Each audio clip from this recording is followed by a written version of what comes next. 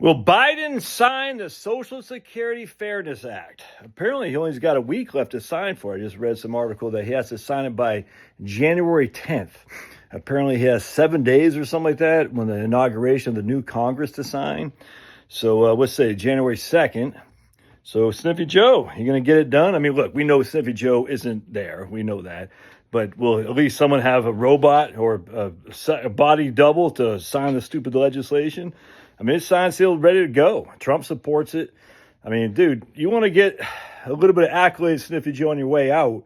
Again, he doesn't know. I mean, he's gone. But, you know, if the Joe Biden legacy, of as horrible as it is, this would be a good way to just enhance your legacy, Sniffy Joe. Just sign the doggone legislation. And for all you naysayers, oh, these people are getting double dipping. They're just not. I don't know how else. Look, I used to think this myself until I had a cop, and I can't remember when, where, or how, but he said, no, I paid taxes when I was security guard, whatever. I paid taxes. I don't want more. I just don't want less from the taxes I paid. And I said, well, he goes, dude, just look into it. I looked into it. I said, you're right. You pay taxes. This isn't double dipping. This is money that was held back from you to provide you Social Security benefits. Just because you get a public pension doesn't mean you did not pay taxes to get those Social Security benefits. And you can say all day long, it wasn't supposed to be like that. It doesn't matter. They still had taxes withheld in order to have Social Security that is being reduced from them. It's just a fact. It's just a fact. So all these naysayers, like, oh, it must be nice to have a public pension.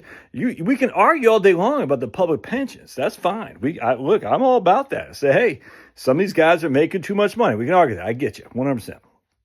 There's tons of double dipping going on. Tons of, cops will work hard the last 3 years, get mass amounts of overtime. We can argue all these things. I get it, dude. I know exactly what happens, man. And they get all kinds of overtime the last 3 years because they get, 80% of the last 3 years' salaries. They're high three and all that. Look, we can make that argument. That's separate from WEP and GPO, though. Those are completely separate arguments. You could be frustrated how much the federal employees get. I get it. But that's a different argument. And by the way, federal employees, the WEP and GPO doesn't apply anyway because they're under FERS, which they pay Social Security tax. This isn't CSRS. Those days are long gone, 40 years ago gone. So you just gotta, I hear some of these arguments, I'm like, you just sound like crazy people when you're arguing like federal government employees. You don't know what you're talking about. It's nothing to do with federal government employees. It's municipality employees who happen to pay into Social Security while they're working a private job, and they went to public works, be it health, or I guess it could be nurses, I don't think so, but certainly first responders, teachers, absolutely, municipal janitors, municipal workers. In some counties don't require Social Security, and as such, they're not paying the Social Security, they're living solely on their pensions from the municipality. And I'm just telling you, again, from a Republican perspective, a lot of these people are our base. You know how many people get out of the military and they go into municipal work? Just not just police force, but teachers and just, whatever. It could be maintenance, things like this. Tons and tons do. They go to work in water treatment plants.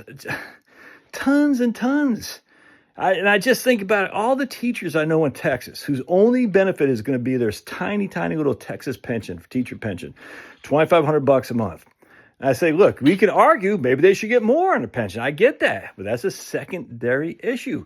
And I say, okay, well, what are you going to get Social Security? Nothing, because I got the WEP and I got the GPO, so I won't get any survivor benefit, and I'll get $300 a month for WEP. And you're like, what?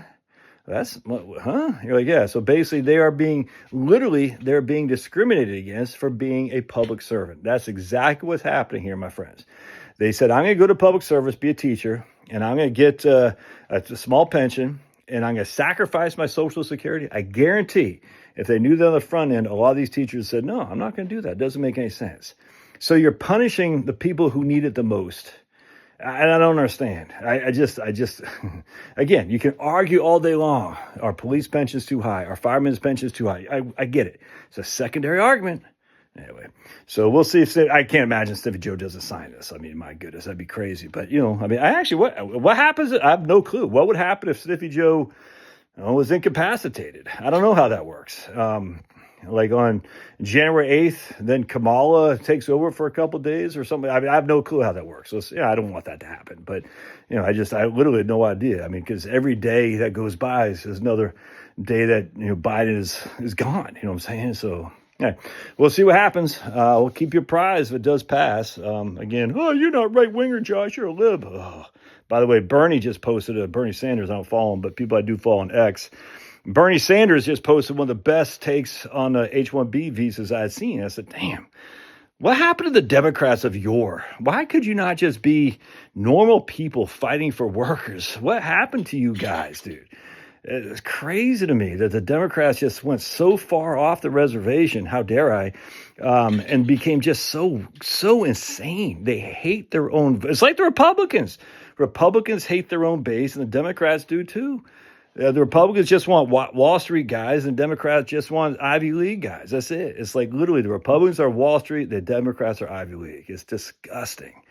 And here comes a guy like Bernie saying, no, this is crazy. I'm like, Bernie, I mean, you're a scoundrel. We know what you did with your wife with Bennington College. We know you got 3 houses. So, you don't talk the talk or walk the walk, whatever the hell it is. But at least every now and again, you make some common sense. Very rarely, I might add. All right, God bless.